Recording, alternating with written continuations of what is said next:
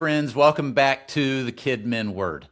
We're closing in on the weekend, which means somewhere in your building, in your office, at home, there's a stack of supplies for Sunday that isn't quite ready yet.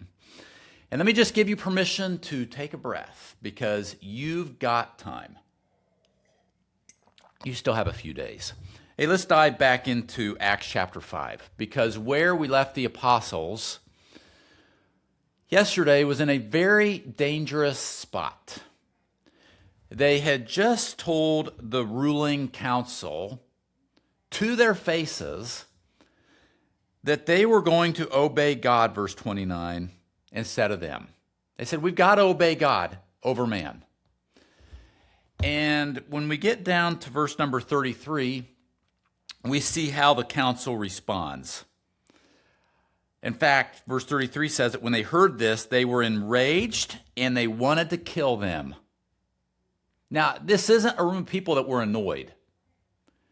This is a room of people that were about to make a decision to execute them. They were enraged and they wanted to kill them. But then in verse 34, we meet a Pharisee by the name of Gamaliel. Gamaliel.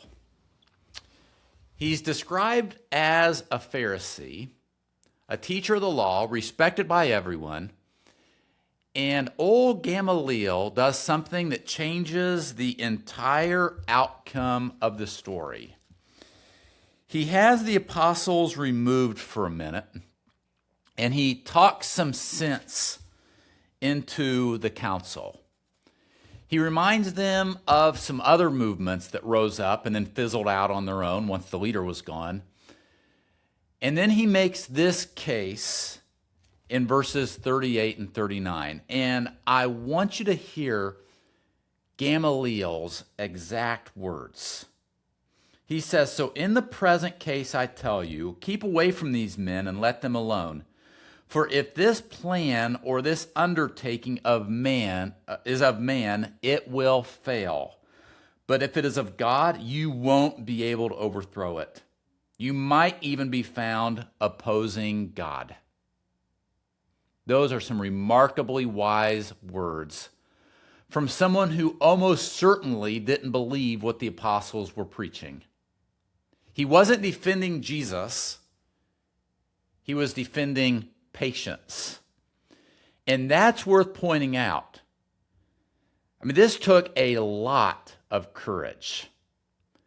Gamaliel was standing up in a room full of furious men, telling them to slow down at the risk of his own standing among them. Wisdom in a heated moment, by the way, rarely feels safe in that moment that you offer it. It just turns out to be the right thing later, which is exactly what history tells us happened here. The movement Gamaliel refused to crush kept growing for 2,000 years and counting today. And I think it's worth noting that Gamaliel wasn't guessing. He had clearly watched other movements come and go, and he was applying real wisdom that was gained over time, not just a hunch at the moment. He's like, hey, if this is of men, it's going to fail. If it's of God, you better watch out. We're not going to be able to stop it. That's a good reminder, by the way, that patience isn't the same as passivity. It's often the fruit of experience and careful observation, not a lack of conviction. And I think this passage is something that a lot of us need right now because kids ministry puts us in the room with things that we don't always understand on a regular basis. A kid who's acting out in a way that you can't figure out. A trend among students that makes zero sense to you, but it means everything to them, right? A new approach to a younger volunteer who wants to try something that feels foreign to you, the way that you've always done things. At your first instinct, like the council's first instinct, you might just want to shut it down because unfamiliar or unfamiliar, not unfamiliar. Unfamiliar feels unsafe. And unsafe feels like something we need to control immediately. And Gamaliel in this passage offers a different posture. He says to wait. He says to watch. He says, let's give it some time and let's just see what happens. We don't have to force or control this. If something is shallow, it usually reveals that on its own without you needing to be the one to tear it down. But if something is truly of God, your opposition to it was never going to succeed anyway. Now, that doesn't mean that you check out or stop leading with discernment. We need that. God's told us we need discernment. Gamaliel was still actively involved, still speaking. He was still shaping the room. What it means is that you lead with a little more patience and a little less panic than your instincts might tell you to. Think about the last time something unfamiliar showed up in your ministry, and your gut reaction is to control it and shut it down fast.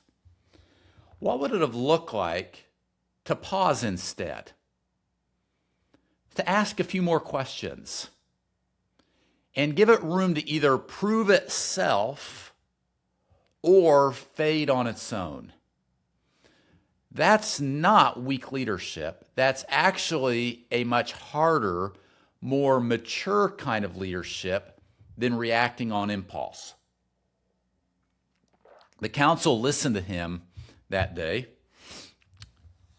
which is the only reason that this story gets to continue tomorrow instead of ending right here. Tomorrow, we will see what the apostles do next. And it's not what you might expect after a near-death experience. I'll see you back here tomorrow.